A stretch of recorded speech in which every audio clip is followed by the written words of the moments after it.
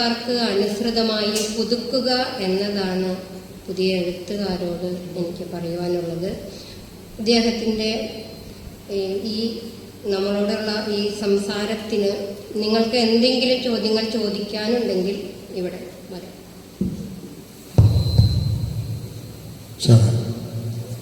ചെറിയൊരു ചോദ്യം. ഈ ബസവേശ്വരൻ പറഞ്ഞ പോലെ ഉറച്ചു നിന്നവരൊക്കെ തെറിച്ചുപോയി, ചലിച്ചു നിന്നവർ പിടിച്ചു നിന്നു എന്ന് പറയുന്നതിന് പുതിയ കാലത്ത് ഈ നവമാധ്യമ കാലത്ത് നമ്മൾ അവരെ എത്ര കണ്ട് നമ്മളെ പ്രോത്സാഹിപ്പിക്കുന്നുണ്ട്. അവിടെ എത്തിപ്പെടാൻ, ഈ പ്രിന്റ് മീഡിയയിലേക്ക് എത്തിപ്പെടാനൊക്കെ വലിയ പാടാണ്. അത് പറഞ്ഞാൽ ആദ്യത്തെ ആഗ്രഹം ഒരു മാസികയിലൊക്കെ അടിച്ചു വരാനൊക്കെ പറഞ്ഞു. കാലഘട്ടം മാറിയപ്പോൾ നമുക്ക് ഒരുപാട് സ്പേസ് ഉണ്ട്.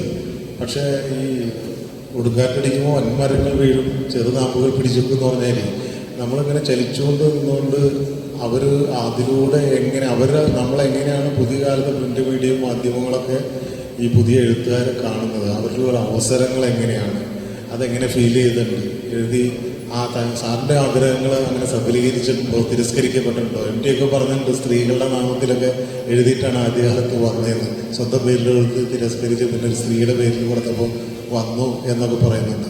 അപ്പോൾ കാലഘട്ടം മാറി, അവസരങ്ങളുണ്ട്. പക്ഷെ അപ്പോഴും അതിലേക്ക് എത്തിപ്പെടാൻ സ്വന്തം അനുഭവത്തിൽ നിന്നൊന്ന് പറയാം.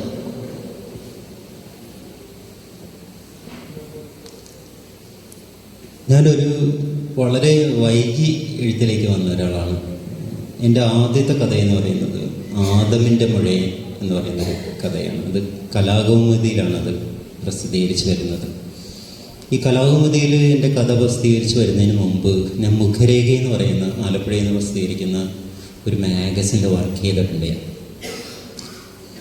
അപ്പം അതിൽ വർക്ക് ചെയ്യുന്ന സമയത്ത് ഇതുപോലുള്ള കഥകളും കവിതകളും ഒക്കെ ഒരു മാസം കിട്ടും. കിട്ടുന്നതിൻ്റെ എണ്ണം കുറവായിരിക്കും. അത് ഫില്ല് ചെയ്യാം. പിന്നെ നമ്മൾക്ക് ഇതിനോട് സാഹിത്യത്തോട് കുറേ താല്പര്യമുള്ളത് കൊണ്ട് നമ്മളെ തൃപ്തിപ്പെടുത്തുന്ന രചനകൾ വരാത്തൊരു സന്ദർഭമൊക്കെ ഉണ്ടായതുകൊണ്ടാണ് പിന്നെ ഒരു സാഹസം പോലെ ചില സ്ഥലങ്ങൾ ഫില്ല് ചെയ്യാൻ വേണ്ടി എഴുതാനായിട്ട് നിർബന്ധിതനായി. എൻ്റെ ലേഔട്ടും കവർ സ്റ്റോറിയും ഇൻ്റർവ്യൂ ഒക്കെ ചെയ്യുമെങ്കിലും ഒരു കഥയോ കവിതയോ, അപ്പോൾ അതിനകത്ത് ഞാൻ അത്യാവശ്യം ഈ സ്പേസ് ഫില്ല് ചെയ്യാൻ വേണ്ടി കഥയും കവിതയും ഒക്കെ എഴുതുക. അപ്പം ഇത് വായിച്ചിട്ട് ഇത് നമുക്ക് ഒരു പേടിയോടുകൂടിയാണ് അതൊക്കെ ചെയ്യുന്നത്. അപ്പോൾ ഇത് വായിച്ചിട്ട് ആ മാഗസിനിലോട്ട് വരുന്ന ചില കത്തുകളൊക്കെ കാണുമ്പോൾ നമുക്കറിയാം ഇത് കൊള്ളാം, ആൾക്കാർക്ക് ഇഷ്ടപ്പെടുന്നുണ്ടല്ലോ എന്നൊക്കെ വിചാരിച്ച് അങ്ങനെ ഇരിക്കുമ്പോഴാണ് കുറച്ചധികം കഥകൾ ഞാൻ എഴുതിയിട്ടുണ്ട്. ഒരു 10-30 കഥകളോളം. കഥകളുടെ എൻ്റെ പരീക്ഷണ കാലഘട്ടം എന്നാണ് ഞാനതിനെ കണ്ടിട്ടുള്ളത്. ഒരു സയൻറ്റിസ്റ്റ് അദ്ദേഹത്തിൻ്റെ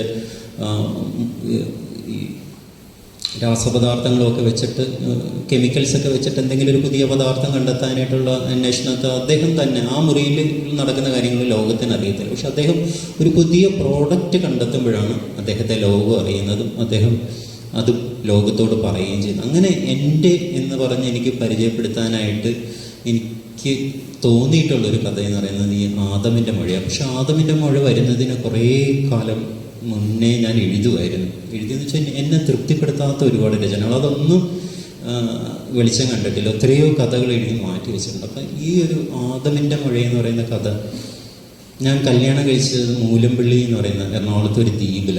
ആ ദ്വീപ്, എറണാകുളത്ത് 8ഓളം ദ്വീപുണ്ടെന്ന് എനിക്ക് തോന്നുന്നു. 8, അതെ. എനിക്ക് 9ാമത്തെ ഒരു സാങ്കല്പിക ദ്വീപ് ഉണ്ടാക്കിയിട്ടാണ് NS മാധവൻ ലണ്ടൻ ബത്തേരിയിലെ ലുത്തീനിയകൾ എഴുതിയത്. അത് അവിടുത്തെ കൾച്ചറാണ്, ആ ദ്വീപിൻ്റെ കൾച്ചറാണ്. ഈ ദ്വീപുകളെല്ലാം ചുറ്റി ഉള്ള യാത്രാമാർഗം എന്ന് പറയുന്നത് ബോട്ട് മാത്രമായിരുന്നു. 34 ബോട്ടോളം ഉണ്ടായിരുന്നു. ഞാൻ കല്യാണം കഴിച്ച് ചെല്ലുന്ന സമയത്ത് ദ്വീപുകളെ ബന്ധിപ്പിച്ച് പാലങ്ങളായി. അപ്പോൾ ഈ ബോട്ടുകളുടെ പ്രസക്തി നഷ്ടപ്പെട്ടു പോയി. പിന്നെ ആകെ ഉള്ളത് ഒരൊറ്റ ബോട്ടാണ്. ആ ബോട്ട് ഇപ്പോഴും ഉണ്ട്, ഒരു ബോട്ടുണ്ട്. അത് സ്കൂൾ കുട്ടികളെ കൊണ്ടുപോകാനും ഒക്കെ ആയിട്ട് വരുന്നത്.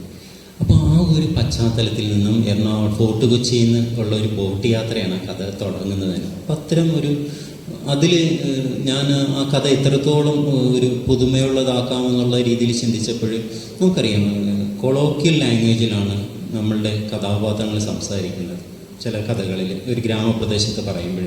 പക്ഷേ ഈ ഒരു ആദമിൻ്റെ മഴയെന്ന് പറയുന്ന കഥയിലെ നരേഷനും കൊളോക്കിയലാണ്.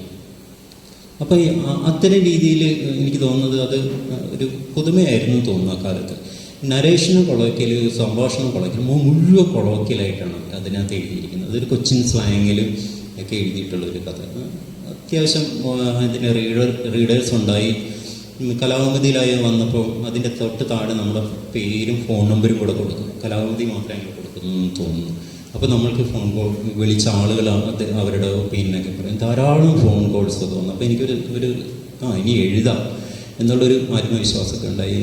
ജയരാജ് സംവിധായകൻ വിളിച്ചിട്ട് അത് സിനിമ ചെയ്യണമെന്ന് ഒരാഗ്രഹമുണ്ടെന്ന് പറഞ്ഞപ്പോൾ അദ്ദേഹം മറ്റൊരു പ്രോജക്റ്റിലാണ്. അത് കഴിഞ്ഞിട്ട് ഇതുവരെ അത് നടന്നിട്ടില്ല കേട്ടോ. അദ്ദേഹം ചെയ്യുമെന്ന് ഇപ്പോഴും പറയുന്നുണ്ട്, എനിക്കറിയില്ല. അപ്പം അത് കഴിഞ്ഞപ്പോൾ വീണ്ടും ഒരു കഥ എഴുതാനായിട്ട് ഞാൻ 2 വർഷം എടുത്തു. ആ രണ്ടാമത്തെ കഥയെന്ന് പറയുന്നത് കടവരാൽ. കടവരാൽ ഞാൻ സമകാലിക മലയാളത്തിന് അയക്കുന്നത്. അപ്പോൾ ഈ കലാകൗമുദിയിൽ വന്ന കഥ ഇങ്ങനെ വന്നിട്ടുണ്ടെന്നുള്ളത് കത്തിനകത്തൊക്കെ സൂചിപ്പിച്ച് ഇത് എൻ്റെ രണ്ടാമത്തെ കഥയാണ്, അത് പരിഗണിക്കണമെന്നൊക്കെ പറഞ്ഞ് അയച്ചു. 11 മാസമായിട്ടും മറുപടിയൊന്നുമില്ല. അപ്പം ഞാൻ പോയി. അങ്ങനെ ഇരിക്കുമ്പോൾ എസ്കലേഷൻ എന്ന് പറയുന്ന കവിയാണ് ഈ കഥകളിലെ കാര്യങ്ങൾ ചെയ്യുന്നത്. എസ്കലേഷൻ വിളിക്കുന്നത് തന്നെ വിളിച്ചിട്ട് പറഞ്ഞു, നീ കഥ സെലക്ട് ചെയ്തിട്ടുണ്ട്, താമസിയാതെ ഇടുമെന്ന് പറഞ്ഞു. പിന്നെയും കുറച്ച് നാൾ കൂടെ പോയി. അത് കഴിഞ്ഞപ്പോൾ ഈ ഓണപ്പതിപ്പിൽ 11 പേരുടെ കഥകളിൽ വന്നതിൽ 11ാമത്തെ കഥയായിട്ട് കടവരാൽ വരുന്ന കടവരാൽ വന്നു കഴിഞ്ഞപ്പോൾ അതിൻ്റെ തുടർച്ചയായിട്ട് മലയാളം വായിക്ക് നമ്മളോടുള്ള ഒരു വിശ്വാസം കൊണ്ട് അവർ ഇങ്ങോട്ട് ചോദിക്കാൻ തുടങ്ങി, അടുത്ത കഥ ശരിയായോ എന്ന് ചോദിച്ചു. അങ്ങനെ ഞാൻ ഇരുൾരതി എന്ന് പറയുന്ന കഥ എഴുതി കൊടുത്തു. അത് കഴിഞ്ഞിട്ട് പെണ്ണാച്ചി എന്ന് പറയുന്ന കഥ എഴുതി കൊടുത്തു. ഈ പെണ്ണാച്ചി എന്ന് പറയുന്ന കഥ മഹാരാജാസിലെ, എറണാകുളം മഹാരാജാസിലെ കുട്ടികൾ നാടകം കളിച്ച് യൂണിവേഴ്സിറ്റി തലത്തിൽ 1ാം സമ്മാനം കിട്ടിയ മെട്രോയിൽ വാർത്തയൊക്കെയാണ്. അങ്ങനെ പതുക്കെ വന്നു. അപ്പോഴെനിക്ക് മാതൃഭൂമിക്ക് കഥ അയക്കാൻ ഒരു ഭയമായിരുന്നു. എന്തോ ഞാൻ മാതൃഭൂമിയിൽ എഴുതാൻ അവിടെ എൻ്റെ കഥ പ്രസിദ്ധീകരിക്കുമോ, അത് വരുമോ എന്നുള്ളൊരു ആശങ്ക. പിന്നെ എനിക്കത് ഒരു പിന്നെ ഇവർ ചോദിക്കുന്നുണ്ട്, മലയാളം ഇങ്ങോട്ട് ചോദിക്കുന്നുണ്ട്, അപ്പോൾ അങ്ങോട്ട് കൊടുക്കും. അങ്ങനെ ഇരിക്കുമ്പോഴാണ് VR സുധീഷ് മാഷ് എന്നെ വിളിക്കുന്നത്. വിളിച്ചിട്ട് പറഞ്ഞു, നിൻ്റെ കഥകൾ ഞാൻ വായിക്കാറുണ്ട്. മാഷിൻ്റെ ജീവിതത്തിൻ്റെ മറ്റ് വശങ്ങളെക്കുറിച്ചൊന്നുമല്ല ഞാൻ പറയുന്നത്. മാഷിലൊരു VR സുധീഷ് മാഷിൽ ഒരു നന്മ നിറഞ്ഞ ഒരു മനുഷ്യനുണ്ട്. ഇപ്പോൾ സ്ത്രീകൾ അദ്ദേഹത്തെ മറ്റു രീതിയിൽ ഒരു സ്ത്രീ വിരുദ്ധൻ എന്നുള്ള രീതിയിൽ അത് അങ്ങനെ പറയുന്നവർക്ക് സ്വാതന്ത്ര്യമുണ്ടെങ്കിൽ പോലും ആസ് എ റൈറ്റർ എന്ന നിലയിൽ അദ്ദേഹം പുതുതലമുറയിലെ എഴുത്തുകാരോടൊരു സ്നേഹവും വാത്സല്യമുള്ളൊരു മനുഷ്യനാണ്. എനിക്ക് മാത്രമല്ല ഈ അനുഭവം, പുതുതലമുറയിൽ ഒരുവിധം നന്നായിട്ട് എഴുതുന്ന ആളുകളുണ്ടെങ്കിൽ അദ്ദേഹം അവരുടെ ഫോൺ നമ്പർ തപ്പിയെടുത്ത് വിളിക്കും. എന്നെ ഒരു രാത്രി വിളിച്ച് അദ്ദേഹം വിളിച്ചിട്ട് പറഞ്ഞു, ഞാൻ നിൻ്റെ കടവരാൽ എന്ന് പറയുന്ന ഒരു സാധനം വായിച്ചു, ഗംഭീരമായിരുന്നു, നീ എന്തുകൊണ്ടാണ് മാതൃഭൂമിക്ക് അയക്കാത്തതെന്ന് ചോദിച്ചു. ഞാൻ പറഞ്ഞു, എനിക്ക് കോൺഫിഡൻ്റ് ഇല്ലെന്ന് പറഞ്ഞു മാതൃഭൂമിക്ക് അയക്കാൻ. അപ്പോൾ അദ്ദേഹം പറഞ്ഞു, നീ ഒരു കഥ അയക്കി എന്ന് പറഞ്ഞു. അപ്പോൾ എനിക്ക് അറിയത്തില്ലായിരുന്നു അത് കമൽറാമുമായിട്ടുള്ളൊരു സംസാരത്തിൽ നിന്നാണ് ഇദ്ദേഹം വിളിക്കുന്നതെന്ന് എനിക്കറിയില്ലായിരുന്നു. അപ്പം എനിക്ക് കഥയില്ല, മാതൃഭൂമിക്ക് അയക്കുകയും വേണമല്ലോ. അപ്പം ഞാൻ വിചാരിച്ചു എൻ്റെ കഥ തന്നെ എഴുതാം എന്നുള്ളത്. അപ്പം എൻ്റെ ജീവിതം, ഞാൻ പഠിച്ച സ്കൂള് MMA UP സ്കൂളിലാണ് ഞാൻ പഠിക്കുന്നത്, മുസ്ലിം സ്കൂളാണ്. ഇപ്പോൾ രാവിലത്തെ പ്രയറുണ്ട്, സല്ലല്ലാഹു അലാ മുഹമ്മദ് യാ റബ്ബി സല്ലി അലൈഹി വസല്ലം എന്നുള്ള ആ പ്രയർ, നടുക്കുള്ള മോസ്ക്, ചുറ്റുമുള്ള ഓലപ്പര, വെള്ളയും ഉടുത്തിട്ട് ഡേ എന്ന് വിളിച്ചിട്ട് ചൂരൽ വടിയായിട്ട് പോകുന്ന എൻ്റെ സുലൈമാൻ സാറ്, ഹെഡ് മാഷ് മരിച്ചുപോയി. പരിസരമെല്ലാം കണ്ടിട്ട് ഞാൻ എന്നെ തന്നെ കാണുന്നത്. എനിക്ക് ആകെ ഒരു മര്യാദക്ക് കൊടുത്ത് സ്കൂളിൽ പോകാനായിട്ടുള്ള ഒരു നിക്കർ മാത്രമേ ഉള്ളൂ. അപ്പം ഞാനതിനകത്ത് അമ്മയെ നിർബന്ധിച്ച് കൊണ്ടുപോകുമ്പോൾ ഞാനതിൽ മൂത്രം ഒഴിക്കും, കാര്യം ചെയ്ത് പിന്നെ തിരുമ്മിയിട്ടിട്ട് വരുമ്പോൾ 2 ദിവസം എനിക്ക് അവധി കിട്ടും. അപ്പം ഈ ഒരു കാര്യങ്ങൾ ഞാൻ പോണ വഴി കാർത്തിയാനി എന്ന് പറയുന്ന അമ്മയുടെ ചെറിയ പീടിക, അവിടെ മിഠായി ഉണ്ട്. ആ മിഠായി റബ്ബർ ബാൻഡ് ഇട്ടിട്ട് ഇങ്ങനെ അങ്ങോട്ട് എറിഞ്ഞാൽ തിരിച്ചിങ്ങോട്ട് തന്നെ വരുന്ന അറ്റത്ത് പിടിച്ച്, പിന്നെ അത് തുറന്നു കഴിയുമ്പോൾ അതിനകത്ത് ഇങ്ങനെ തിളക്കമുള്ള 2-3 പൊട്ട് കാണും. ആൺകുട്ടിയാണെങ്കിലും മിഠായി നിന്നിട്ട് ആ പൊട്ട് ഇങ്ങനെ തൊടും, അമ്മ എനിക്ക് കണ്ണെഴുതി തരും. അപ്പം ഈ ഒരു കുറേ കാര്യങ്ങളെല്ലാം എൻ്റെ മനസ്സിൽ വന്നു. അപ്പം ഞാൻ കുറച്ചിങ്ങനെ കാര്യങ്ങളെല്ലാം എഴുതി വന്നപ്പോൾ ഞാൻ വിചാരിച്ചു, വേണ്ട, ഈ ആൺകുട്ടീനെ പെണ്ണാക്കാം. അങ്ങനെയാണ് കുഞ്ഞാട് എന്ന് പറയുന്ന ആ കഥാപാത്രം രൂപപ്പെടുന്നത്. പിന്നെ നമ്മൾ കുറച്ച് എഴുതി അതങ്ങനെയാണ്, നിങ്ങൾ റൈറ്റേഴ്സ് ആകുമ്പോൾ പറയാൻ പറ്റും. ഒരു പാതി ദൂരം താണ്ടി കഴിയുമ്പോൾ വേറെ ആരും പിന്നെ നമ്മളെ കൊണ്ടുപോയി ഇത് എഴുതിക്കുന്നത് നമുക്കറിയത്തില്ല, നമ്മുടെ കൈവിട്ട് പോകും. ഈ മീശ വിവാദമായപ്പോൾ S. ഹരീഷ് പറയുന്നുണ്ടായിരുന്നു, സ്വതന്ത്രരാണ് ഇതിലെ കഥാപാത്രങ്ങൾ, എഴുത്തുകാരൻ ഇതിനകത്ത് അയാൾ സഞ്ചരിക്കുന്ന വഴികൾക്കും അയാൾ പറയുന്ന ഡയലോഗുകൾക്കും ഒന്നും ഞാൻ ഉത്തരവാദിയല്ല എന്നൊരു ഇത് പറയുന്നുണ്ട്. അപ്പം പലരും അന്ന് പറഞ്ഞത് അയാൾ ഇതിൽ നിന്ന് രക്ഷപ്പെടാൻ വേണ്ടി ഉടായിപ്പ് പറയുന്നത്. പക്ഷെ അതല്ല സത്യം. അദ്ദേഹം പറഞ്ഞത് കറക്റ്റാണ്. നോവൽ എഴുതുന്നവർക്കാണെങ്കിൽ പ്രത്യേകിച്ച് അത് മനസ്സിലാവും. ഒരു 10-15 അധ്യായം കഴിയുമ്പോൾ ഇത് നമ്മുടെ കൈവിട്ട് പോകും. നമ്മൾ പിന്നെ അതിൻ്റെ പുറകെയാണ് നമ്മൾ ഓടുന്നത് എന്ന് പറയുന്ന പോലെ തൊട്ടപ്പൻ പാതി എൻ്റെ തൊട്ടപ്പൻ തന്നെ. എൻ്റെ തൊട്ടപ്പൻ കള്ളനല്ലായിരുന്നു കേട്ടോ, ഞാൻ ഇതിനകത്ത് കള്ളനാക്കിയത്. അപ്പം ആ തീട്ടപ്പുറമൊക്കെ ഞങ്ങളുടെ പരിസരത്തുള്ള എൻ്റെ വീട്ടിൽ കക്കൂസ് വരുന്നതിന് എത്രയോ കാലം കഴിഞ്ഞു. അപ്പോൾ ആ ഒരു പറമ്പ് മരത്തിൻ്റെ മുകളിൽ കയറിയിരുന്ന് നമ്മൾ പ്രാഥമിക കർമ്മങ്ങൾ നിർവഹിക്കുന്ന താഴെ തോട്ടിലെ തീട്ടക്കൂരികൾ. അപ്പോൾ ഈ സാധനം എല്ലാം കൂടെ വെച്ചിട്ടാണ് തൊട്ടപ്പൻ എഴുതുന്നത്. തൊട്ടപ്പൻ അത് കൊടുത്തിട്ട് 5 മാസം 6 മാസം മാതൃഭൂമി കിടന്നു. 5 പേരുടെ കഥയായിട്ടാണ് പിന്നെ അതിനകത്ത് വരുന്നത്. അതിലാണ് വിനോയ് തോമസിൻ്റെ രാമച്ചി, എൻ്റെ തൊട്ടപ്പൻ, സുനിൽ ഗോപാലകൃഷ്ണൻ്റെ ഒരു കഥയുണ്ടായിരുന്നു, പിന്നെ ഒരു പെൺകുട്ടി ഉണ്ടായിരുന്നു ഒരു കഥ. നല്ല കഥയാണ്. പിന്നെ അവരെഴുതി കണ്ടിട്ടില്ല ഞാൻ. പിന്നെ ഒരു 4ാമത്തെ ആളെ ഞാൻ ഓർക്കുന്നില്ല. ആ 4 പേരും എന്തായാലും പ്രശസ്തരായിട്ട് ഉള്ള എഴുത്തുകാരുണ്ട്. ഇപ്പോൾ വിനോയ് തോമസൊക്കെ ഇപ്പം സാഹിത്യ അക്കാദമിയുടെ 2 അവാർഡും കിട്ടി, നോവലിനും കഥയ്ക്കും കിട്ടി. അപ്പം അങ്ങനെ അവരുടെ ഒരു തുടർച്ചയായിട്ട് വരുന്ന 7ാം തലമുറയിലെ കഥാകൃത്തുക്കൾ എന്നുള്ള പേരൊക്കെ ഒരു പട്ടമൊക്കെ ചാർത്തി കിട്ടി അങ്ങനെ പോകും. പ്രിയമുള്ളവരെ, ഇന്ന് നമ്മൾ റൈറ്റ് ടൈമിൽ തുടങ്ങിയിട്ടുണ്ട്. 12 മണിക്കാണ് സമാപന സമ്മേളനം നമ്മൾ പ്ലാൻ ചെയ്തത്. 1.5 മണിക്കൂർ കൂടിയുണ്ട്. അതായത് ഫ്രാൻസിസ് നോറന ഒരു വയലൊരുക്കി തന്നിട്ടുള്ളൂ, വിതയ്ക്കേണ്ടത് നമ്മളാണ്. ഞാൻ ചെറിയൊരു വിത്തിട്ട് അദ്ദേഹം നന്നായി അതിനെ പ്രതികരിച്ചു. ഇനി ആ സമയം ഉപയോഗപ്പെടുത്തുക, പരമാവധി അദ്ദേഹവുമായി സംവദിക്കുക. അതിനുശേഷം നമ്മൾ ഈ സുധീഷിനുള്ള അനുമോദനം, ഈ മഹതിക്കുള്ള അനുമോദനം കൊടുത്തിട്ട് സമാപന സമ്മേളനത്തിലേക്ക് പോവാം. അപ്പോൾ കഥയുടെ വഴികൾ, പുതിയ കാലത്തെ മാധ്യമങ്ങളുടെ പ്രത്യേകതയൊക്കെ നിങ്ങളിലൂടെയാണ് ഇനി അദ്ദേഹം സംവദിക്കുക. ചോദ്യങ്ങൾക്കായിട്ട് എല്ലാവരെയും ക്ഷണിക്കുന്നു. പേടിയുണ്ട്, വല്ലാത്ത ചോദ്യമായി പോകുന്നൊരു പേടിയുണ്ട് കേട്ടോ. നമ്മൾ എഴുത്തുകാരാണല്ലേ, ഇപ്പം ഇവിടെ ഇരിക്കുന്നവരെല്ലാവരും എഴുത്തുകാരാണ്. അപ്പോൾ പറഞ്ഞു, പുതുതലമുറയിലുള്ള ആൾക്കാരും ഒരുപാട് പേരുണ്ട്. പക്ഷെ ഞാൻ പറയാൻ പോകുന്നത് ഒരു കാര്യം കൂടി പറഞ്ഞിട്ട് പറയാം. ഇപ്പം എൻ്റെ വീട്ടിൽ എൻസൈക്ലോപ്പീഡിയ ഉണ്ട്, ബുക്കാണ്. പക്ഷെ ഇപ്പോഴത്തെ കാലത്ത് ഒരാളും ആ ബുക്ക് തുറന്നു നോക്കില്ല. എൻ്റെ മക്കൾ പഠിച്ചപ്പോഴും അതവിടെ ഉണ്ടെങ്കിലും ചില വാക്കുകൾക്ക് വേണ്ടി മാത്രം അതൊന്ന് തുറന്നു നോക്കലുണ്ട്, അതൊന്നും ആരും നോക്കുന്നില്ല. ഇന്നത്തെ കാലത്ത് പുസ്തകം നമ്മളിപ്പോൾ എഴുത്തുകാരുടെ പ്രിന്റ് ചെയ്ത് വരുന്നതാണ് എല്ലാവരുടെയും ആഗ്രഹം എന്ന് പറഞ്ഞല്ലോ. അപ്പം എൻ്റെ ഒരു കവിത ദേശാഭിമാനിയിൽ വന്ന്, ഒരെണ്ണം കലാകൃതിയിൽ വന്നു. പിന്നെ അതിനെ ഷാര അയക്കാൻ പറഞ്ഞാലും ഞാൻ അയക്കില്ല, കാരണം എനിക്ക് ഇത് ധൈര്യമില്ല. എൻ്റെ കവിത അത്ര നല്ലതല്ല എന്ന് എനിക്ക് തന്നെ സ്വയം അറിയാം. അതുകൊണ്ട് ഞാൻ പിന്നെ എല്ലാവരും ഓൺലൈനിൽ അയക്കാനുള്ള എല്ലാ സാധനങ്ങളും തന്നിട്ട് ഞാൻ ഇന്നുവരെ പിന്നെ ഇത് 2ഉം വേറെ ഗ്രൂപ്പിൽ നിന്ന് കൊടുത്തതാണ്. അപ്പം ഞാൻ ആ ഒരു പരീക്ഷണത്തിന് പിന്നെ നിന്നിട്ടുമില്ല. അപ്പോൾ ഞാനിപ്പോൾ പറയുന്നത്, നമ്മൾ ഈ പുസ്തകത്തിൽ അടിച്ചു വരുന്നത് ഇനി ഒരു 10-30 വർഷം കഴിഞ്ഞാൽ, ഇപ്പം പറഞ്ഞല്ലോ, അതുകൊണ്ട് ചോദിക്കുന്നതാണ്, ആര് വായിക്കും? ഇപ്പോഴത്തെ കുട്ടികൾക്ക് ഈ പുസ്തകത്തിൽ അവർ കാണാതെ പഠിക്കുന്നതല്ലാണ്ട് പുറം വായന എന്ന് പറയുന്ന സാധനമില്ല. അവർ ഓൺലൈനിൽ നോക്കിയാണ് വാർത്തകൾ പോലും വായിക്കുന്നത്, അല്ലേ?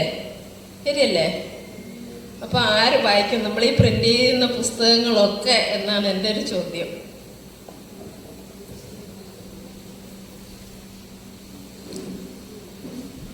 നമ്മുടെ ഈ ആകുലതയിൽ നിന്ന് ഉണ്ടാകുന്ന ഒരു എഴുത്തുകാരുടെ ഒരു ആകുലതയല്ലേ നമ്മുടെ ഏറ്റവും വലിയ ആവശ്യം എന്ന് പറയുന്നത്, നമ്മുടെ എഴുതുന്നത് മറ്റുള്ളവർ വായിക്കണമല്ലോ. അത്തരം ഒരു ആകുലതയിൽ നിന്ന് എല്ലാ എഴുത്തുകാരുടെ മനസ്സിലും ഉണ്ടാവും, ഇതാരാ വായിക്കുക, ഇതെങ്ങനെയാണ് വായിക്കപ്പെടുക, ഇത് സ്വീകരിക്കപ്പെടുക എങ്ങനെയാണെന്നുള്ളത്. നമ്മളതിനെക്കുറിച്ച് ആശങ്കപ്പെടേണ്ട കാര്യമില്ലെന്നല്ല. കാര്യം എന്ന് വെച്ചാൽ ഇതൊരു സമൂഹത്തെ മൊത്തമായിട്ട് എടുക്കുമ്പോഴില്ലേ, ഈ എഴുത്തും വായനയെന്ന് പറയുന്നത്, നമ്മൾ പറയുന്ന ഒരു ലിറ്റററി സെൻസിലുള്ള വായന എന്ന് പറയുന്നത്, പത്രം ഒക്കെ വായിക്കുന്നവർ ധാരാളമാണ്. പക്ഷേ ഈ ലിറ്റററി ഇതിലുള്ള വായന എന്ന് പറയുന്നവരുടെ എണ്ണം എല്ലാ കാലത്തും വളരെ കുറവാണ്. അപ്പോൾ 3 കോടി ജനങ്ങൾ ഉണ്ടെങ്കിൽ, കേരളത്തിലുണ്ടെങ്കിൽ എത്ര പേര് വായിക്കുന്നവർ കാണും? അക്കാലത്തും ഇക്കാലത്തും ഒക്കെ ആ ഒരു തുല്യം, ഒരു ലിമിറ്റഡ് ആയിട്ടുള്ളൊരു നമ്പർ ഇപ്പോഴും വായിച്ചുകൊണ്ടിരിക്കും. ഞാൻ നേരത്തെ സൂചിപ്പിച്ചത് പ്രിന്റ് മീഡിയ മാസികകളുടെ വിൽപ്പന കുറയുമെന്ന് പറയാനായിട്ട് പല കാരണങ്ങളുണ്ടാവും. വായനയുടെ കുറവ് മാത്രമാവണമെന്നില്ല, സാമ്പത്തിക ഒരു വിഷയമായിരിക്കും. ഇപ്പം ഞാൻ സർക്കാർ ജോലി ഉണ്ടായിരുന്നപ്പോൾ ടൗണി പക്ഷേ എല്ലാ മാസികയും ഒട്ടുമിക്ക മാസികയും ഞാൻ പൈസ കൊടുത്ത് വാങ്ങിച്ചോണ്ട് വരികയായിരുന്നു. ഇപ്പം ഞാൻ എന്ത് ചെയ്യും, എറണാകുളം പബ്ലിക് ലൈബ്രറിയിൽ മെമ്പർഷിപ്പ് എടുത്തിട്ടുണ്ട്. ഞാനിപ്പോഴും മാസിക വായിക്കുന്നുണ്ട്, എല്ലാ മാസികകളും ഓടിച്ച് വായിക്കുന്നുണ്ട്. പക്ഷെ ഞാൻ മാസികകൾ വാങ്ങിക്കുന്നില്ല. അതിൻ്റെ ഒരു സാമ്പത്തിക, അപ്പോൾ ഒരു സാമ്പത്തിക ഒരു പ്രധാനപ്പെട്ട ഒരു ഘടകമാണ്. അപ്പോൾ വായിക്കേണ്ടവർ അത്യാവശ്യം ലൈബ്രറിയിൽ പോയാൽ റീഡിങ് റൂമിലൊക്കെ പോയി വായിക്കും. പുസ്തകം തൊട്ടപ്പൻ എന്ന് പറയുന്നത് കേരളത്തിലുള്ള മിക്ക ലൈബ്രറികളിലുണ്ട്. നല്ല മൂവ്മെൻ്റാണ് ഇപ്പോഴും. ഞാൻ ചെല്ലുമ്പോഴും ഇപ്പോൾ എറണാകുളം പബ്ലിക് ലൈബ്രറി ഞാൻ കഴിഞ്ഞ ദിവസം ചെന്നപ്പോൾ ചോദിച്ചു, എൻ്റെ അടുത്ത് 2 പുസ്തകം കൂടെ ഞങ്ങൾക്ക് തരുക, അത്രയും ഡിമാൻഡുണ്ട്, ഞാൻ തരാം, കുഴപ്പമില്ലെന്ന് പറഞ്ഞു.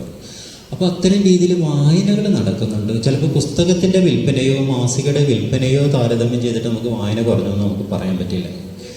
രണ്ടാമത്തെ ഒരു കാര്യം ഞാൻ നേരത്തെ സൂചിപ്പിച്ച പോലെ ഒരു ലിമിറ്റഡ് നമ്പറായിട്ടുള്ള ആളുകളെ വായിക്കുന്നുണ്ട്. ഞാൻ പറയുന്നത് അത്രയും മതി. എല്ലാവരും മെഴുകുതിരിയും കത്തിച്ച് നടക്കേണ്ട കാര്യമില്ലല്ലോ. ഒരു മുറിയിൽ ഒരു തിരി മതി.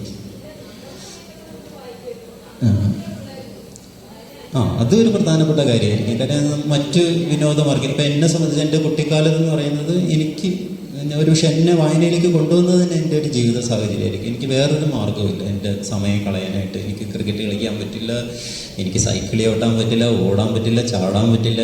കിടക്കയിൽ കിടന്നു, അനങ്ങാതെ കിടന്നു എന്ന് പറയുമ്പോൾ എനിക്ക് പിന്നെ വായിക്കാനേ പറ്റുള്ളൂ. ഒരു വീടാണ് ഇങ്ങനെ, ആ വീടിൻ്റെ നടുക്ക് പലകമറ. അപ്പോൾ അപ്പുറത്ത് അപ്പൻ്റെ ചേട്ടനും മക്കളും, ഇപ്പുറത്ത് ഞാനും എൻ്റെ ഫാമിലിയും. അപ്പൻ്റെ ചേട്ടൻ്റെ മോള് വന്ന് സെയിൻറ്റ് ജോസഫ് കോളേജിൽ പഠിക്കും. അപ്പോൾ അവൾ ലൈബ്രറിയിൽ നിന്ന് പുസ്തകം എടുത്തുകൊണ്ട് വരും. അപ്പം ഞാൻ ഇങ്ങനെ ആ വീട്ടിൽ ചെല്ലും. എന്നിട്ട് എവിടെയാണ് പുസ്തകം വെച്ചിരിക്കുന്നതെന്ന് ഞാൻ നോക്കും. അപ്പോൾ അവിടുത്തെ വല്യമ്മച്ചി പറയും, വന്നിട്ടുണ്ട്, കള്ളം വന്നിട്ടുണ്ടെന്ന് പറയും. ഒളിച്ചും പാത്തും ഒക്കെ നോക്കി നടക്കുന്ന കള്ളം വന്നിട്ടുണ്ടെന്ന് പറയും. ഞാൻ പറഞ്ഞു, എനിക്ക് വില പിടിച്ചത് എനിക്ക് പുസ്തകമാണ്, അത് നോക്കാൻ വേണ്ടി വന്നതാണ്. പുസ്തകമാണെങ്കിൽ കുഴപ്പമില്ല, അത് നീ എടുത്തോണ്ട് പോയിക്കുക, വേറെ ഒന്നും എടുത്തോണ്ട് പോകരുതെന്ന് പറയും. അപ്പോൾ നമ്മളിത് വായിക്കേണ്ട ഒരാൾ എവിടെയാണെങ്കിലും വായിക്കുകയും അതിനുള്ള അഭിരുചിയുള്ള ആൾ വായിക്കുകയും ചെയ്യും. പുതുതലമുറ വായിക്കുന്നില്ലെന്ന് നമുക്ക് പറയാൻ പറ്റത്തൊന്നുമില്ല. കാര്യം ഞാൻ ഇവിടെ ശ്രീകൃഷ്ണ കോളേജിൽ ഞാൻ ഇതിനുമ്പ് വന്നിട്ടുണ്ട്. അന്ന് ഇവിടെ SFIയുടെ ഒരു സംഘാടക നേതൃത്വത്തിൽ വന്നപ്പോൾ കുട്ടികൾ വന്നിട്ട് നമ്മളോട് പറയുക, ഇന്ന കഥാപാത്രം, അത് സാറേ ഗംഭീരമായിരുന്നു, കഥ നല്ലതായിരുന്നു എന്നൊക്കെ പറയും. അപ്പോൾ വായിക്കുന്നുണ്ട് കുട്ടികൾ.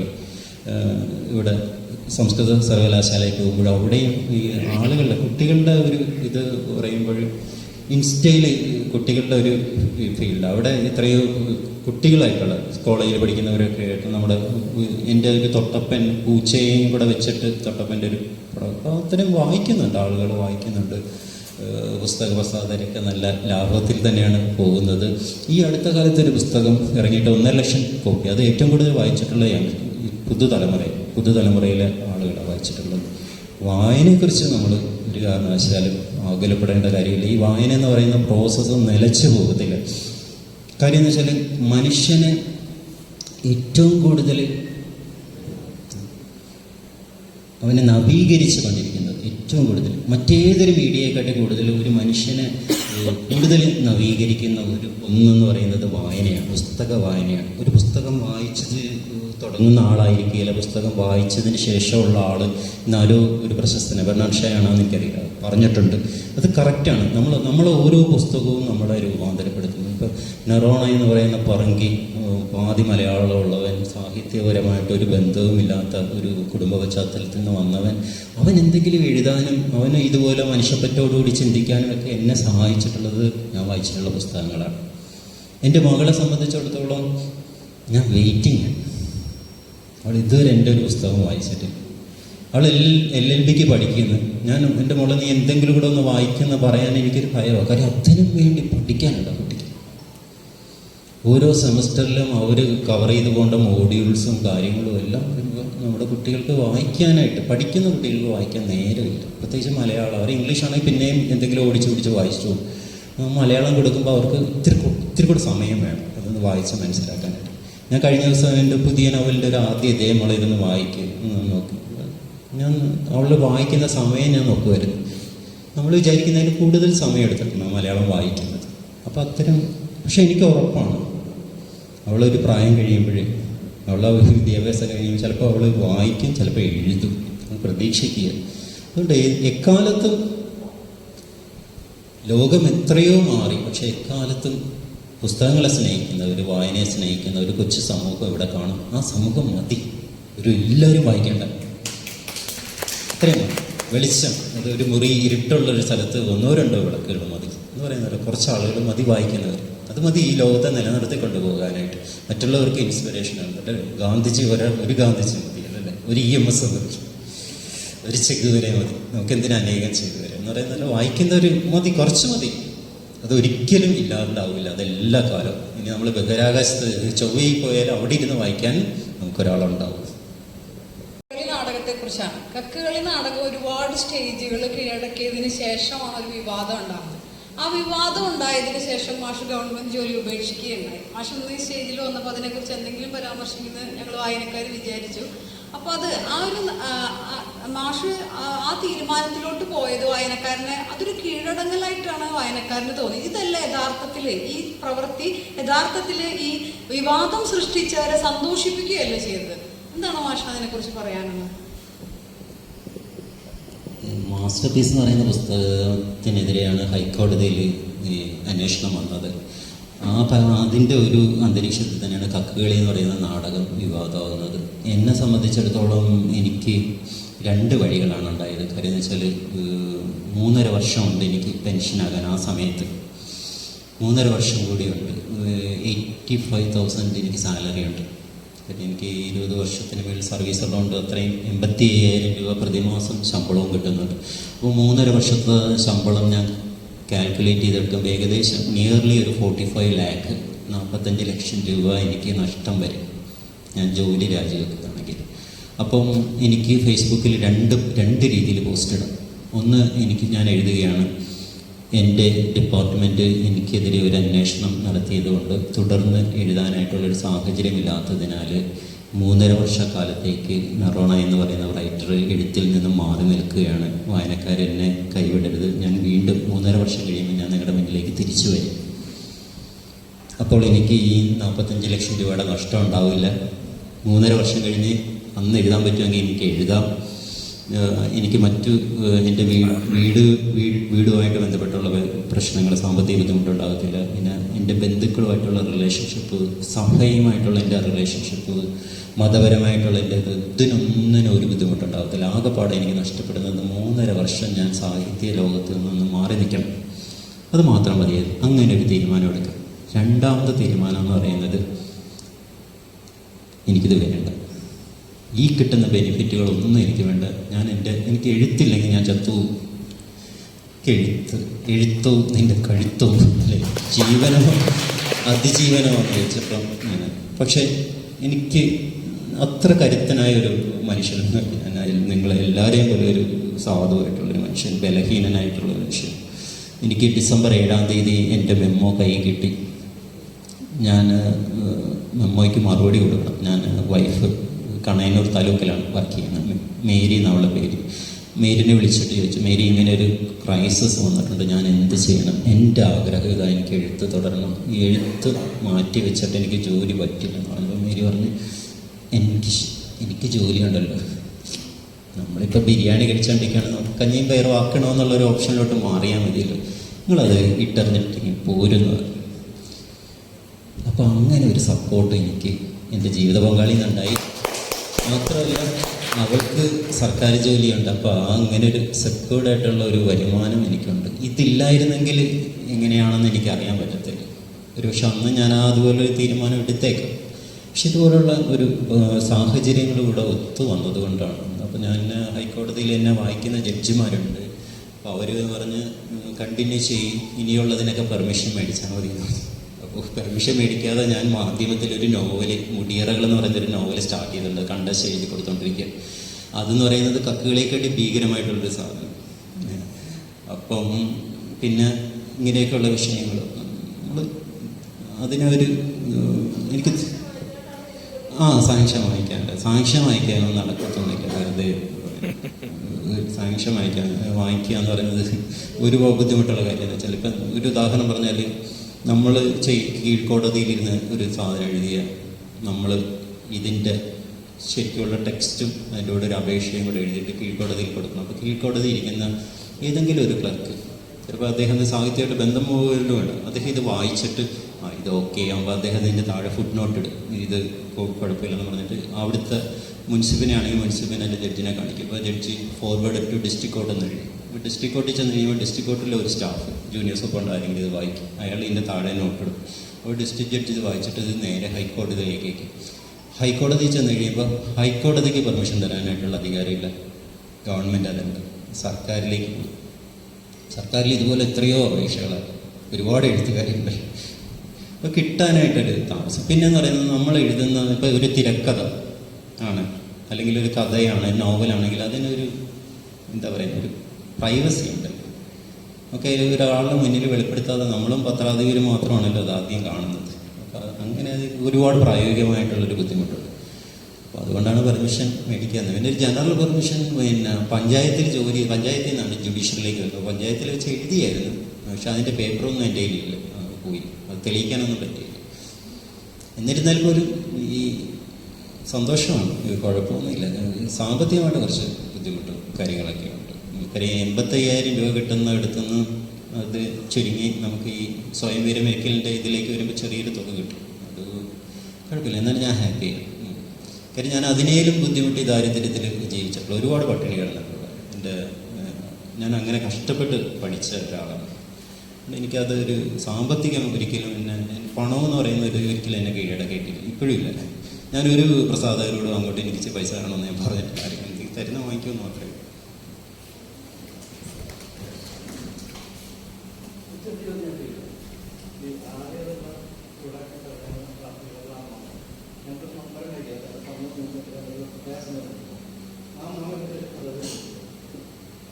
അമ്മാമ്മയെ പറ്റി ഞാനൊരു കുറിപ്പ് എഴുതിയിരുന്നു, എനിക്കൊന്ന് ട്രൂ കോപ്പിയിലാണ് വന്നതെന്ന് പറഞ്ഞു.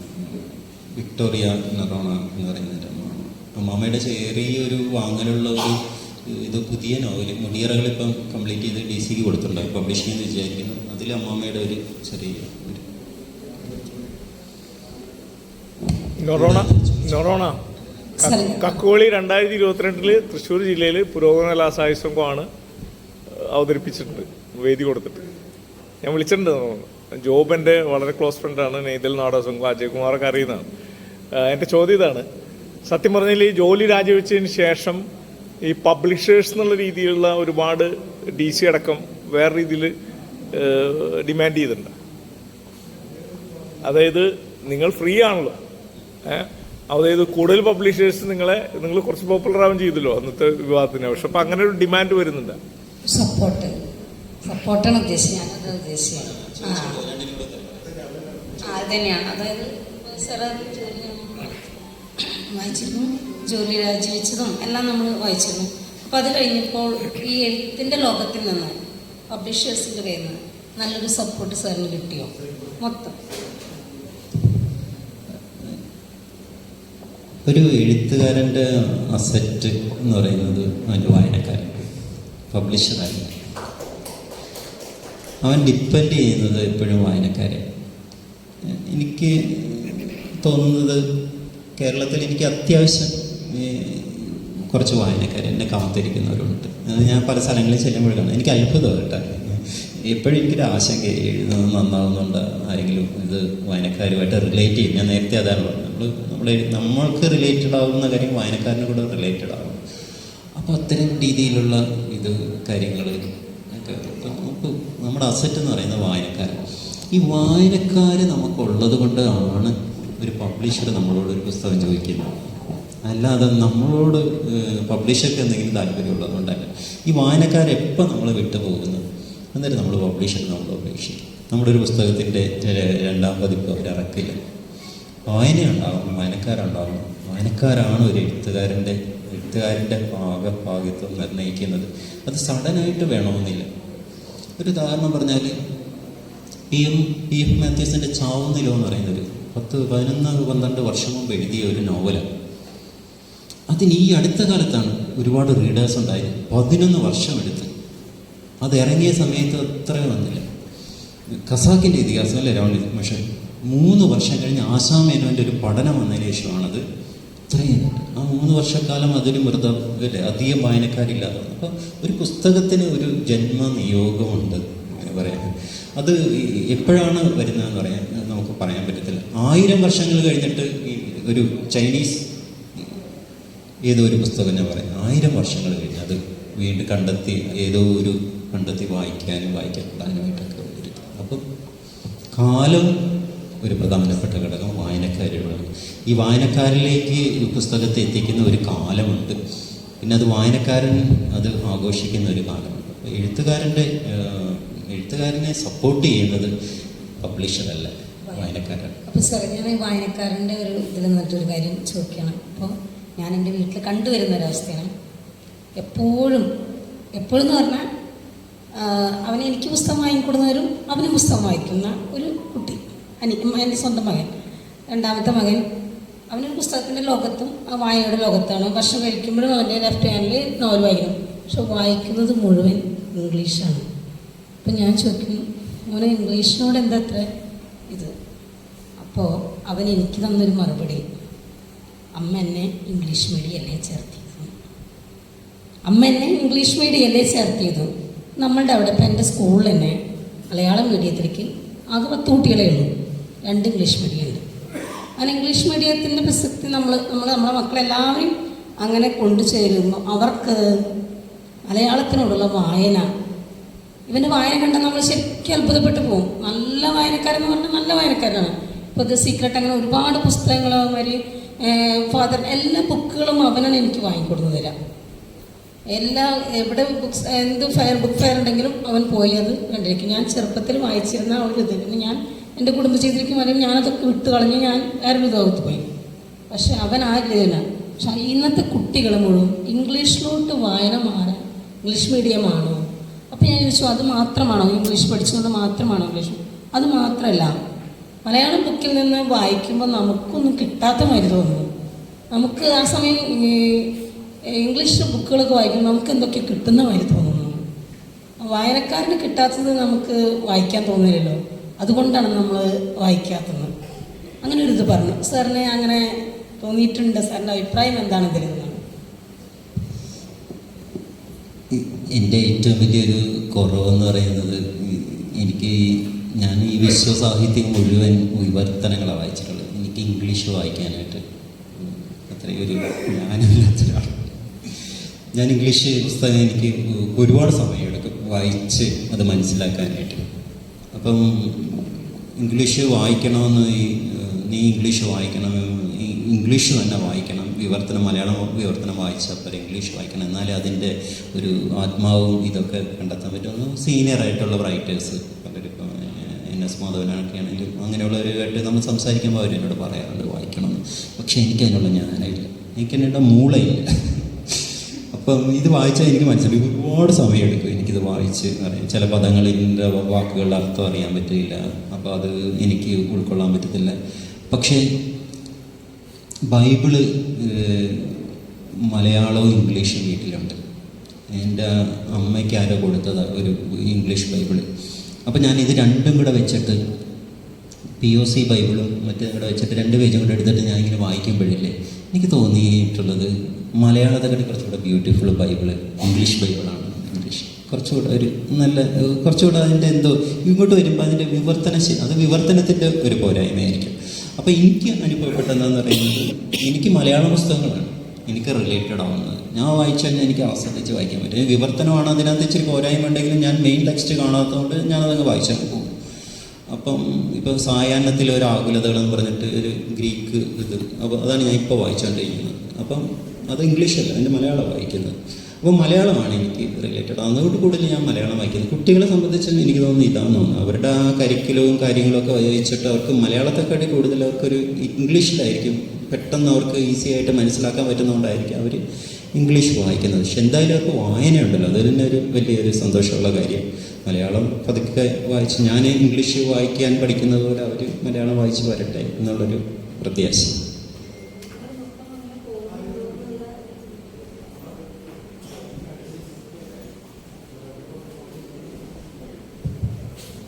സാർ നമസ്കാരം.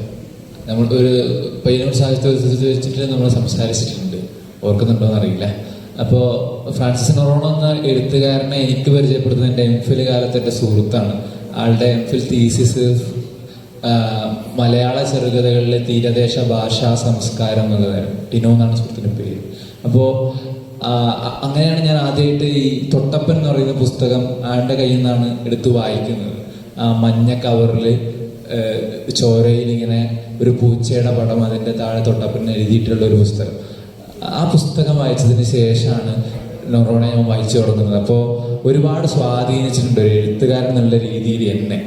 അപ്പോൾ പ്രത്യേകിച്ച് ഈ തീരദേശ ഭാഷ, ഞാൻ കണ്ണൂർ പയ്യന്നൂർ സ്വദേശിയാണ്. കുറച്ചും കൂടെ തീരദേശ ഭാഷകൾ അവിടെയും പയ്യന്നൂരിൻ്റെതായ മലബാറിൻ്റെതായ കുറേ ഭാഷകൾ ഉപയോഗിക്കപ്പെടുന്ന ഒരു സ്ഥലം കൂടിയാണ്. അപ്പോൾ ആ അർത്ഥത്തിൽ പിന്നീട് വായിച്ച മഞ്ഞ പുസ്തകം അടക്കമുള്ള പുസ്തകങ്ങൾ ഒരുപാട് സ്വാധീനിച്ചിട്ടുണ്ട്. എൻ്റെ ചോദ്യം ഇതാണ്, ഒരു എഴുത്തുകാരൻ എന്നുള്ള രീതിയിൽ നിങ്ങൾ നേരിട്ടൊരു പ്രതിസന്ധികളുണ്ടല്ലോ, ആ പ്രതിസന്ധികൾ ഇപ്പം പറഞ്ഞതല്ലാതെ ഒരു എഴുത്തുകാരനോട് മറ്റൊരു എഴുത്തുകാരൻ പറയുന്നു എന്ന രീതിയിൽ ഒരു അനുഭവത്തെക്കുറിച്ച് പറയാൻ ചോദിച്ചാൽ എന്തായിരിക്കും പറയാനുണ്ടാവുക എന്നതാണ്. ഈ എഴുത്തുമായി ബന്ധപ്പെട്ടതാണ്, വ്യക്തിപരമല്ല. ഈ എഴുത്തിൽ ഞാൻ അനുഭവിച്ചിട്ടുള്ള, ഇപ്പം നമ്മൾ എല്ലാവരും എഴുത്തുകാരാണല്ലോ, അപ്പം നമുക്കൊരു വീട്ടിൻ്റെ മുറ്റത്തിരുന്ന് വർത്തമാനം പറയുന്ന പോലെ ഞാനിതിനെ കാണുന്നുള്ളൂ. അപ്പം അതുകൊണ്ടൊരു മറയില്ലാതെ സംസാരിക്കാമെന്ന് വിചാരിക്കുന്നു. എനിക്കൊരു പ്രതിസന്ധി ഉണ്ടാക്കിയിട്ടുള്ളൊരു കാര്യം എന്ന് പറയുന്നത്, ആദമിൻ്റെ മഴയാണ് ഞാൻ ആദ്യം എഴുതിയത്, ഞാൻ സൂചിപ്പിച്ചായിരുന്നു. തുടർന്ന് കടവരാലൊക്കെ എഴുതി. ഇതൊക്കെ എഴുതുമ്പോൾ എൻ്റെ മുന്നിൽ ഒന്നുമില്ല, പ്രതീക്ഷകളില്ല, എൻ്റെ മുന്നിൽ വായനക്കാരില്ല, ആരെങ്കിലും ഇത് വായിച്ചിട്ടുള്ള അഭിപ്രായം പറഞ്ഞിട്ടുള്ള അവസ്ഥകളില്ല, ഒന്നുമില്ല. ഒരു മാസികയിൽ ഇത് വരുമോ വരാതിരിക്കുമോ അങ്ങനെയുള്ള യാതൊന്നുമില്ല. നമ്മുടെ മുറിയിൽ നമ്മുടെ ഏകാന്തതയിൽ ഇരുന്നിട്ട്, എനിക്ക് മേശ പോലും ഇല്ല, എവിടെയെങ്കിലുമൊക്കെ ഇരുന്ന് എഴുതുന്നത്. അങ്ങനെ ഒരു പ്രത്യേക ഇടം വേണമെന്നില്ല എഴുതാനായിട്ട്. അപ്പം ആ രീതിയിൽ നമ്മൾ എഴുതാൻ നേരത്ത് നമുക്ക് ഭയങ്കരമായ സ്വാതന്ത്ര്യം, ഭീകരമായ സ്വാതന്ത്ര്യം കിട്ടും. എന്തും വേണമെങ്കിലും എഴുതാം. നമ്മൾക്ക് നേരത്തെ എഴുതിയിരുന്ന ഒരു സാധനം ആണോ അതുപോലെ ഇത് ആകുന്നുണ്ടോ എന്നുള്ള ഒരു ആശങ്കയൊന്നുമില്ല. അങ്ങ് എഴുതി അങ്ങ് പോകാം. ഫ്രഷാണ് മൈൻഡ്, വേറൊന്നുമില്ല, മറ്റു കാര്യങ്ങളില്ല. നമുക്ക് നമ്മുടെ ജീവിതാനുഭവങ്ങൾ സമൃദ്ധമായുണ്ട്. അപ്പോൾ അതിൽ നിന്ന് കുറേയധികം കാര്യങ്ങൾ എടുക്കാൻ പറ്റും. അപ്പോൾ അത്തരം രീതിയിൽ ഒരു നല്ല എന്നുവെച്ചാൽ ആ കിട്ടിയ സ്വാതന്ത്ര്യം ആസ്വദിച്ച് അറുമാദിച്ചാണ് നമ്മൾ എഴുതുന്നത്. അങ്ങനെ എഴുതി കുറച്ച് ഒരു 6-7 കഥകൾ, തൊട്ടപ്പൻ എന്ന് പറയുന്ന കഥാസമാഹാരമൊക്കെ എഴുതി കഴിയുമ്പോഴേ പിന്നീട് വരാൻ നേരത്ത് നമ്മുടെ ഉള്ളിൽ നമ്മുടെ ജീവിതാനുഭവങ്ങളുടെ സമൃദ്ധി കുറയും. നമ്മൾ ഓൾമോസ്റ്റ് എല്ലാ കാര്യങ്ങളും നമ്മൾ പറഞ്ഞു കഴിയും. ഇതിൻ്റെ ഇടയ്ക്ക് ഞാനൊരു ഇത് മുണ്ടൻപറങ്കി എന്ന് പറയുന്ന എൻ്റെ ജീവിതാനുഭവങ്ങളെല്ലാം കൂടെ ചേർത്തിട്ടൊരു 7-9 അധ്യായമായിട്ടൊരു പുസ്തകം മനോരമ ബുക്സിൽ നിന്ന് ഇറക്കി. അപ്പം കുറേ കഥകൾ വരേണ്ട സാധനങ്ങൾ അതിനകത്ത് പോയി. അപ്പം ഇത് ഒരു ഇതാണ്, നമ്മൾ അനുകരിക്കുമോ, നമ്മൾ എഴുതുന്നത്. ഇപ്പോൾ ഒരു തൊട്ടപ്പൻ എന്ന് പറയുന്ന കഥയുടെ തുടർച്ചയാവുമോ, കക്കുകളി എന്ന് പറയുന്ന കഥയുടെ തുടർച്ചയാവുമോ, പെണ്ണാച്ചി, ഇനി എഴുതാൻ പോകുന്ന കഥകൾ ആ കഥകളുടെ ഏതെങ്കിലും കഥകളുടെ തുടർച്ചയാവുമോ, അതിൻ്റെ ശൈലി എന്തായാലും ഇപ്പം ആദമിൻ്റെ മഴയിൽ മാത്രമേ അത്രയും കൊളോക്കിയിൽ ഞാൻ ഉപയോഗിച്ചിട്ടുള്ളൂ എഴുതാനായിട്ടുള്ളത്. ഈ തൊട്ടപ്പൻ വരുമ്പോഴും ഞാൻ തീരപ്രദേശം പുഴയും കണ്ടലും ഒക്കെയാണ്, പെണ്ണാച്ചിയും അങ്ങനെ വരുന്നു. പിന്നെ തൊട്ടടുത്ത് വരുന്ന ഇനി കഥയിൽ വരുമ്പോൾ ആ ഭൂമിക ആവർത്തിച്ച് കാര്യം എന്ന് വെച്ചാൽ എത്ര മനോഹരമായ, ലോകത്തിൽ എത്ര മനോഹരമായിട്ടുള്ളത് നമുക്ക് ഇഷ്ടപ്പെടുന്നതുമായിട്ടുള്ള ആണെങ്കിലും പോലും അത് കുറച്ച് കൂടുതലായി കഴിയുമ്പോൾ നമ്മളെ മടുപ്പിക്കും. പായസം ഇഷ്ടമാണല്ലേ, അതിനൊക്കെ നമ്മളൊരു ബ്രേക്ക് ഈവൻ അനാലിസിസ് എന്ന് പറയുന്നത് നമ്മൾ എക്കണോമിക്സ് പഠിക്കുമ്പോൾ പഠിച്ചിട്ടുണ്ട്. നമ്മൾ ഇഷ്ടപ്പെട്ട ഒരു ആപ്പിൾ കഴിച്ച് പിന്നെ രണ്ടാമത്തെ അങ്ങനെ കുറേ കഴിയുമ്പോൾ നമ്മൾ ഇത് ഒമിറ്റ് ചെയ്യുമെന്ന് പറയും. ഒമിറ്റ് ചെയ്യുന്നത് ബ്രേക്ക് ഈവൻ പോയിന്റ് എന്ന് പറയും. എന്ന് പറയുന്നത് പായസമാണെങ്കിലും ഐസ്ക്രീം ആണെങ്കിലും ബിരിയാണി ആണെങ്കിലും എന്താണ് ഇഷ്ടപ്പെട്ട വസ്ത്രങ്ങൾ.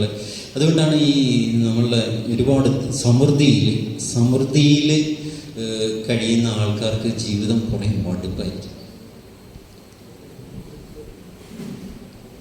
ഈ ബൈബിൾ ഞാൻ മുഴുവൻ പഠിച്ചു. ഞാൻ 5 വർഷം ബൈബിൾ പഠിച്ചിട്ടുള്ളതാണ്.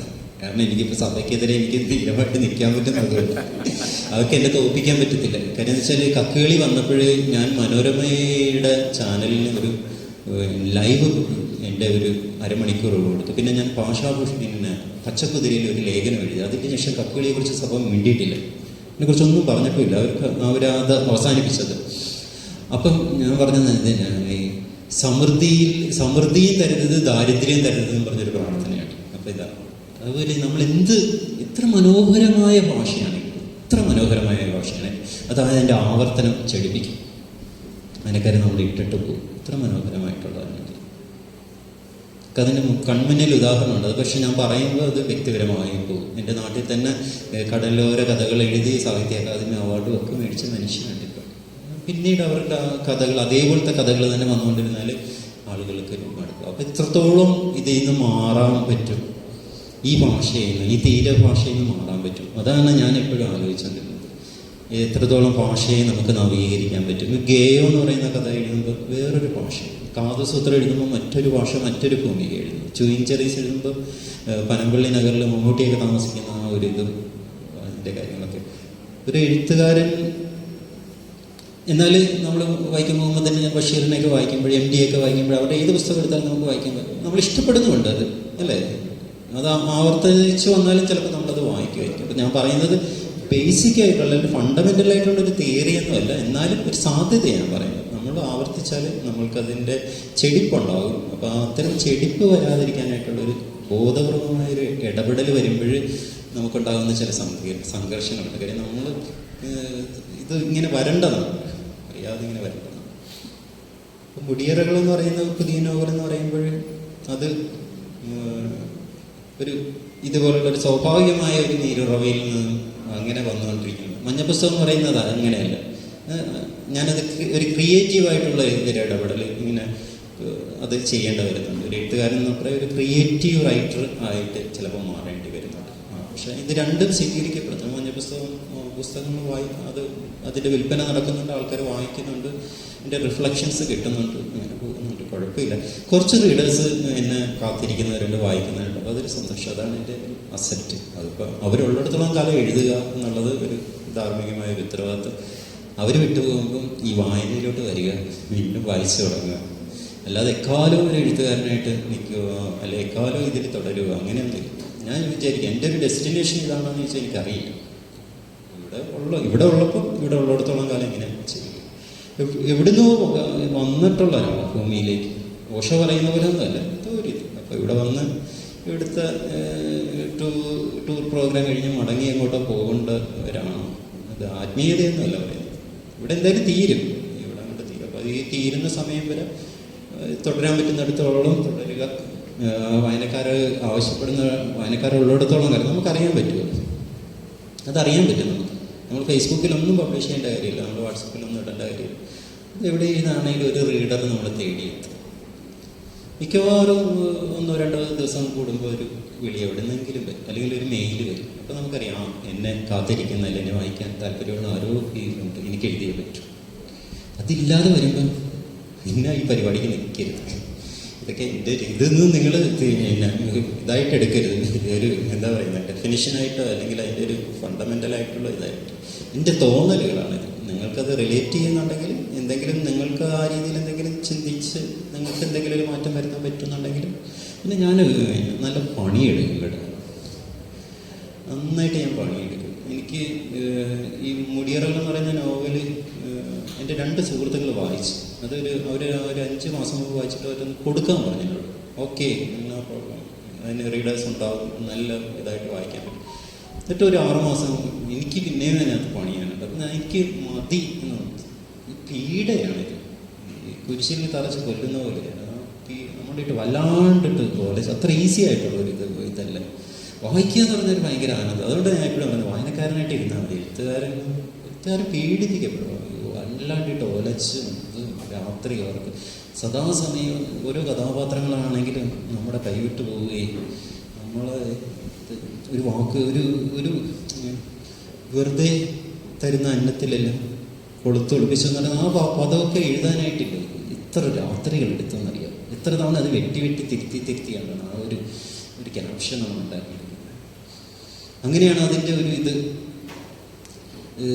ഈ കഥയുമായിട്ട് റിലേറ്റ് ചെയ്യുന്ന ഒരു ഇംഗ്ലീഷ് ഇത് കൊടുക്കണമെന്ന് ഒരു ആഗ്രഹമുണ്ടായിരുന്നു. അങ്ങനെയാണ് ദസ്തേവ്സ്കിയുടെ ഒരു ഇത് ഇതിനത് heaven is within the reach of every one of us, it is within the reach of, അങ്ങനെ ഒരു പദം. അതായത് സ്വർഗം എന്ന് പറയുന്നത് എല്ലാവർക്കും പ്രാപ്യമായ ഇതാണ്, അത് എല്ലാവരുടെയും സമീപവുമാണ്, അത് ആഗ്രഹിക്കുന്നവർക്ക് അത് കിട്ടും എന്നുള്ളതാണ്. ഞാൻ ഇംഗ്ലീഷായിട്ട് ഞാൻ മറന്നുപോയി. അപ്പം അതാണ് അതിൻ്റെ ദസ്തേവ്സ്കി എഴുതിയിരിക്കുന്നത്. ഈ കക്കുകളി എന്ന് പറയുന്നതിൻ്റെ കണ്ടൻറ്റും അത് തന്നെയാണ്. Heaven is within the reach of every one of us, it is within the reach of you, if I chose it I could have it tomorrow, the real heaven. ഇതാണ് ദസ്തേവ്സ്കി പറഞ്ഞത്. ശരിക്കും പിന്നെ കക്കുകളിയുടെ കണ്ടന്റ് അതാണ്. നമ്മുടെ ഉള്ളിൽ ഈ സ്വർഗമുണ്ട്, പക്ഷെ സ്വർഗം മറ്റെവിടെയോ ഉണ്ട്, ഞങ്ങൾ മേടിച്ചു തരാം, 5 കുർബാന ചൊല്ല് അല്ലെങ്കിൽ കുഴിക്കൽ ഒപ്പീസ് തരാമെന്ന് പറയുന്നത് അതല്ല, അത് അങ്ങനെയുള്ള സ്വർഗമല്ല. അത് സ്വർഗം എന്ന് പറയുന്നത് അവനവൻ്റെ ഉള്ളിൽ ഉണ്ട്, അത് അവനവൻ കണ്ടെത്തേണ്ടതാണ്. അതുകൊണ്ടാണ് നദാലിയ മട ഉപേക്ഷിച്ച് വന്നിട്ട് അവളുടെ സ്വർഗം, അവൾ തഴപ്പായി നെയ്യുന്നതിന് സ്വർഗം കണ്ടെത്തുന്നത്. അപ്പോൾ ആ രീതിയിലാണ് അത്. അപ്പം അത് ഒരിക്കലും സഭയ്ക്ക് ഇഷ്ടപ്പെടില്ല. സഭയുടെ അടിത്തറ ഇളക്കുന്ന ഒരു സാധനം. ഒരു കന്യാസ്ത്രീ ഒരു കാമുകനുമായിട്ട് ഒളിച്ചോടിപ്പോയി ഒരു കഥ എഴുതി അവർ പ്രതിഷേധിക്കത്തില്ല, കുഴപ്പമില്ല. പക്ഷെ ഒരു പെൺകുട്ടി സഭയിൽ നിന്ന് ധീരമായിട്ട് ഇറങ്ങി വന്നൊരു തൊഴിൽ ചെയ്ത് ജീവിക്കുന്നത് അവർക്ക് അംഗീകരിക്കാൻ പറ്റില്ല. അവരുടെ സാമ്പത്തിക സ്രോതസ്സാണ് നഷ്ടപ്പെടുന്നത്. അത് ഒരു മാതൃകാപരമായിട്ടുള്ള ഒരു പെൺകുട്ടി, അതിനെ അനുകരിച്ചാൽ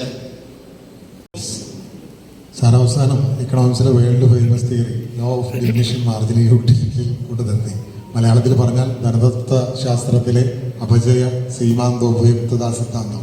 ഞാൻ മലയാളത്തിൽ ആ പേപ്പർ എഴുതിയിട്ടുണ്ട്, അതുകൊണ്ട് എനിക്കത് പറയാൻ പറ്റുന്നത്. നമ്മളും ചെറിയ ബ്രേക്ക് എടുക്കുന്നു, അധികമായാൽ അമൃതും വിഷം എന്ന് പറയുന്ന പോലെ ചെറിയൊരു ബ്രേക്ക്, ഒരു 15 മിനിറ്റ് ടീ ബ്രേക്ക് എടുക്കും. ഒരു സെക്കൻഡ്, ഒരു ഒറ്റ ചോദ്യം. ആലപ്പുഴയിൽ നിന്നുള്ള PM മാനണി ഒരു റബൽ അല്ലേ? നിങ്ങൾ അങ്ങനെ ഒരു പേഴ്സണൽ ആയിട്ടുള്ള റിലേഷൻ ഉണ്ടായിരുന്നു? 6-ാം തിരുമുറിവൊക്കെ എഴുതിയ PM മാനിയും നൊറോണിയും തമ്മിലുള്ളൊരു ആന്റണി ചേട്ടനും ഞാനും തമ്മിൽ നല്ല കൂട്ടായിരുന്നു. കാര്യം എൻ്റെ ഓർമ്മയിൽ ഒരുപാട് ആന്റണി ചേട്ടനുമായിട്ടുള്ള ഒരുപാട് സീൻസ്, മെമ്മറീസ് ഉണ്ട്.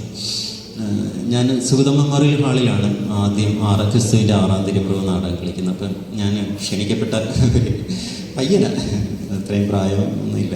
അപ്പോൾ ആന്റണി ചേട്ടൻ എന്നെ വിളിച്ചിട്ട് ഞാൻ കാണാൻ പോയിട്ടുണ്ടായിരുന്നു. അന്ന് ആലപ്പുഴ രൂപതയിൽ നിന്ന് 12 വൈദികരുണ്ടായിരുന്നു ഏറ്റവും ഫ്രണ്ടിൽ. അവർക്കെല്ലാവർക്കും ആ നാടകം ഇഷ്ടപ്പെട്ടത്. ഞാൻ സാക്ഷിയാണ്. ആരും ഒരു എതിർപ്പും പറഞ്ഞിട്ട് അത് കളിച്ച് ഇവിടെ തൃശ്ശൂർ വന്നപ്പോഴാണ് അത് വിഷയമാകുന്നത്. ഒരു സൈക്കിൾ ഉണ്ട് ആന്റണി ചേട്ടന്, ലേഡീസ് ഇതുണ്ടല്ലോ, SLR മോഡലിലുള്ള ചെറിയ സൈക്കിൾ, റോസ് നിറമുള്ള പെയിൻ്റൊക്കെ ഇവിടെ കളർ. അപ്പം ഈ മനുഷ്യന് ക്രിസ്തുവിൻ്റെ ഒരു മുഖമാണെന്ന് പറഞ്ഞത്, ഒരേ മനുഷ്യരിൽ ഒരേ ക്രിസ്തു ഉണ്ടല്ലോ. അപ്പം നല്ല ഒരു പച്ചയായ മനുഷ്യനാണ് അദ്ദേഹം. നമുക്ക് എത്ര നേരം വേണമെങ്കിലും സംസാരിച്ചിരുന്നാലും ഞങ്ങൾ ആ കനാൽക്കരയിലൂടെ ഇങ്ങനെ കാണുമ്പോഴേക്കും നടന്നു പോകും. ചിലപ്പോൾ ബീച്ചിൽ കുറച്ച് നേരം ഇരിക്കും, പിന്നെ അല്ലെങ്കിൽ അവിടുത്തെ ലൈബ്രറിയുടെ വാതിക്കൽ ഒരു മാവുണ്ട്, അതിൻ്റെ ചോട്ടിൽ വർത്തമാനം പറയും. അപ്പോൾ എനിക്കൊരു സന്തോഷം എന്ന് പറയുന്നത് ഈ ആവിഷ്കാര സ്വാതന്ത്ര്യത്തെക്കുറിച്ച് കേരളം എപ്പോഴൊക്കെ ചർച്ച ചെയ്യുന്നു അപ്പോഴൊക്കെ ആന്റണി ചേട്ടൻ പറയും, ഒപ്പം പാവപ്പെട്ട എൻ്റെ കക്കുകളിയും പറയും. അങ്ങനൊരു വലിയൊരു സന്തോഷം. അത് അങ്ങനെ ഒരു റിലേറ്റഡായി ഈ 6-ാം തിരുമുറിവും കക്കുകളിയും തമ്മിലൊരു ഇത്, അതൊരു ഭയങ്കരമായൊരു സന്തോഷം, ആനന്ദം നൽകുന്ന കാര്യമാണ്. എക്കാലവും അത് അദ്ദേഹത്തെ ഓർക്കും. അദ്ദേഹത്തെ വീട്ടിലാണ്. ഞാനിപ്പം എൻ്റെ വൈഫിനോട് പറയും, അവരെനിക്ക് തരാൻ ഇനി അവശേഷിക്കുന്നതൊരു 6 അടി മണ്ണാണ്, എനിക്കത് വേണ്ട, എന്നെ കത്തിച്ചാൽ മതി, എന്നിട്ട് ചാരം നീ നിനക്ക് ഇഷ്ടമുള്ള പോലെ എന്ത് വേണമെങ്കിലും ചെയ്തത് എന്ന് ഞാൻ എപ്പോഴും വൈഫിനോട് പറയും. അപ്പോൾ അങ്ങനെ മനുഷ്യനെ പറ്റിക്കരുത്, മനുഷ്യനെ പറ്റിക്കുന്നവർ എനിക്ക് ഉറപ്പുണ്ട്. ബാക്കി എന്ത് വേണമെങ്കിലും കാണിച്ചോളൂ നിങ്ങൾ, അവരെ പറ്റിക്കരുത്, മനുഷ്യരെ പറ്റിക്കാൻ പാടില്ല. മനുഷ്യരെ സ്നേഹിക്കുന്നു എന്ന് നടിച്ചിട്ട് പറ്റിക്കാൻ പാടില്ല. ഇപ്പോൾ ഒരു കള്ളനാണ് ഒരു വീട് കുത്തി തുറന്ന് എന്തെങ്കിലും സാധനം എടുത്തുകൊണ്ട് പോയിക്കോട്ടോ, അത് കുഴപ്പമില്ല. പക്ഷെ ഞാനാണ് നിന്റെ കാവൽക്കാരനെന്ന് പറഞ്ഞ് സെക്യൂരിറ്റി ആയിട്ട് നിന്നിട്ട് അവൻ്റെ വീട്ടിൽ കയറി മോഷ്ടിക്കുക എന്ന് പറഞ്ഞത് ക്രൂരത, അത് നമുക്ക് അംഗീകരിക്കാൻ പറ്റില്ല. ആന്റണി ചേട്ടൻ്റെ ഡോക്യുമെൻ്ററി ഞങ്ങളാണ് ചെയ്തിട്ടുള്ളത്, നാടകകേറിലേക്ക് സ്നേഹപൂർവ്വം 2011 10 ഷൂട്ട് ചെയ്തിട്ട് പുള്ളി കൊണ്ട് എല്ലാ ജില്ലകളും കറങ്ങി നടന്നിട്ട്. യെസ്, അപ്പോൾ പറഞ്ഞ പോലെ ചെറിയൊരു ടീ ബ്രേക്ക്, വീണ്ടും നമ്മൾ തിരിച്ചു വരും. അതിനുശേഷം സുധീഷിനുള്ള അനുമോദനം